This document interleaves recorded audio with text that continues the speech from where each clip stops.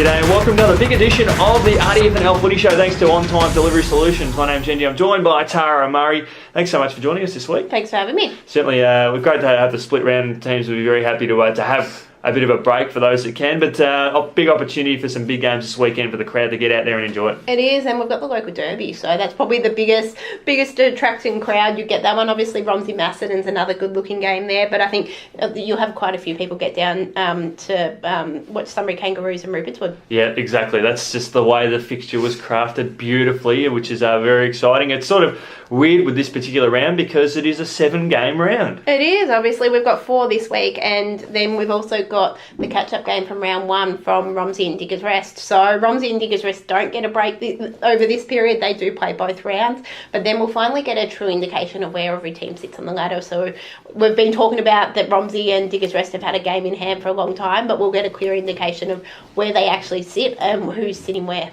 Yeah, absolutely. I'm gonna put my league hat on here and say congratulations to the clubs involved in the enabling the Diggers and Romsey game to sort of take place. I know. I think it was a Diggers was Wood End Heskett. Yeah. So we had Lancefield and I think Wood End Heskett were scheduled to be involved in games, and they were able to sort of switch them around to ensure that we can have Diggers and Romsey sort of take place for this sort of split round area, which is great. Yeah, no, most definitely, and it sort of saves an issue. The other look, we probably looked at the other one was the Queen's birthday weekend, but a lot of people had already made plans, and it's better than both these two teams just having to settle for 2 points. I think they both want to get out on the park and get that win. Absolutely. As we turn our attention to the first game, we've got Wood End Heskett and Broadford. The Roos coming off their best performance of the year, while the Hawks coming off one of their most disappointing. It is. This is a must-win for Wood End Heskett. They've now lost 5 on the trot, and I think they've probably lost 6 out of 7 or something like that. Yeah, they haven't had after getting off to a flyer, they've really struggled. And look, they dropped a match last week they would have penciled in as a win, and probably one that most people expected them to win. So now they're taking on Broadford, bottom side, undefeated. Wood End has to get back to doing what they were doing in the opening rounds and start finding that form if they want to play finals. I think anything less than, I don't know, a 20-goal win would probably be disappointing there for the Hawks. So. Look, I don't think the margin is what it is. It's more about making sure they're playing the right football and getting back to what they were doing earlier in the season. And that's probably the key. If that results in a 20-goal margin, so be it. But I think, the key is for them making sure they're following to the structures and the plans and all of that so they can get back on that winning note. Love to see how Al Ray and Tom Gawthrop sort of work together in terms of how many goals they can sort of kick between them this week, because that's something Ray has been kicking goals. Gawthrop has sort of been another target, but I'd love to see both of them maybe kick sort of 4 or 5 each, just to get that confidence back within the duo. Look, and obviously you mentioned that Al Ray kicked 5 goals last week in the loss and was named the Hawks' best. So you've got that. Look, as long as they're getting a number of different options, you don't want to be relying on 1 or 2. Yeah. And that's why early in the season they had a lot of midfielders coming forward and kicking goals, and they've got to get back to that. They need probably 4 or 5 players with multiple goals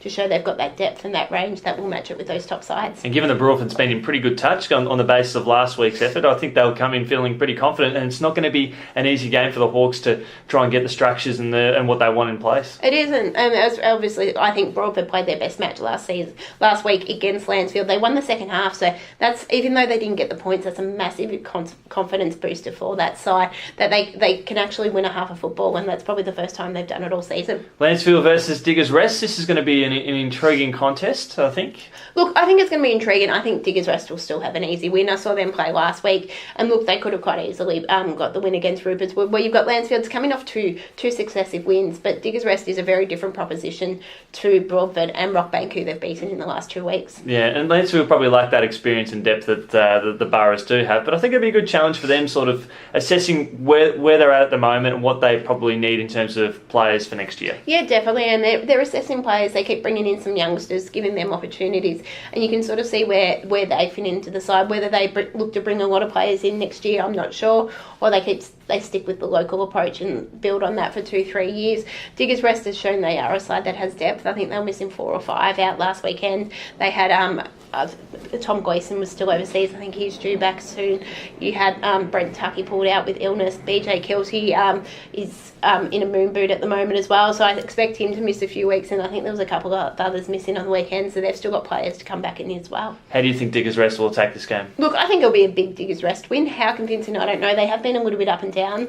There's been a couple of matches we thought they would have bigger margins than what they have, but then earlier in the season we saw them absolutely dominate these teams. So look, it'll be a Diggers Rest big margin, but how much I'm not sure. Down the road, Redbacks are playing host to Macedon. This could be an interesting contest. Look, probably on paper, this is the most interesting match of the weekend. You've got Macedon, who is coming off a loss, versus Romsey, who's looking to seal that 6th position, and he's hit some good form, obviously, against some of the lower sides. But for them, it's a test in trying to get a win against one of these top sides. That's what they haven't been able to do. They haven't got that scalp yet, have they? They haven't. They haven't beaten any of the top 5 teams. So if they can get one here, it would be really, really important. Obviously, for the Cats, they're coming off 2 really, really close results. They've got the points in one, and didn't get the points in the other. They could have quite easily gone 2-0 or been 0-2 in those 2 weeks. So for them, look, they're playing some good football. You don't always get the results in those close ones, but they're playing really, really good football. Yeah, exactly. And Dan Markworth played exceptional footy last week. He was their best player, but he showed a lot of explosion as he was sort of coming through the midfield. And Johnson, they've brought him to the club. He's a good, solid target.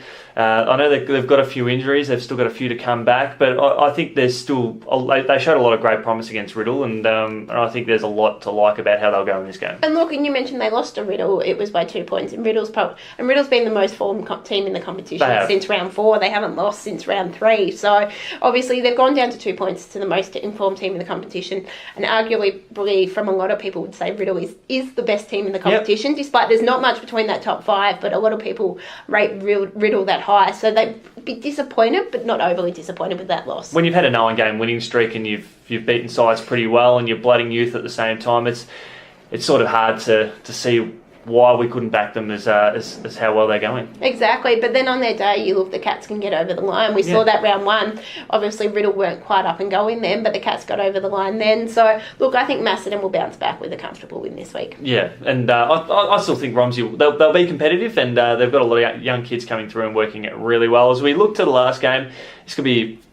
I think this is going to be an intriguing game, this one. Rupert's Wood and Sunbury Kangaroos. I just envision just a hard slog, at least for the first half, and then the rest of the game will sort itself out in the second. And that's how it played out the first time these two teams played. It was a really good first half, and then Rupert's Wood were able to kick away in the second half. And it's sort of every time these two teams meet, no matter where they are on the ladder, they get up to play each other. It's that local rivalry. They want to be the top team in Sunbury. Yeah. So, look, I'm expecting a good, interesting match. Probably not a massive blowout, but I'm expecting, if Sunbury Kangaroos were competitive for a half against Wallen, and I'm expecting at least that, if not more, against Rupert's Wood as well. This is like the third and final game of the sort of the crosstown rivalry. Like the last few weeks, we had Sunbury Kangaroos play Diggers, and we've had Rupert's Wood play Diggers Rest. Now we've got these two teams come out the other side, and they're ready to take on each other. Yeah, definitely. And yeah, it's always quite an interesting one. And Sunbury Kangaroos were obviously disappointing against Diggers Rest. They didn't kick a goal until the last quarter. But they bounced back against Wallen and showed some good signs. If they continue to play like that, they'll definitely push Rupert's Wood. Yeah, exactly right there. Well, that's just the 4 games that we've got for this weekend. We've got another 3 the following week, which we'll discuss next week. Thanks to our friends at ONTIME Delivery Solutions, and thanks to our mate Poundy for joining us again as another special guest. Tara, thanks so much for joining us. We look forward to catching up with you next week. Thanks for having me.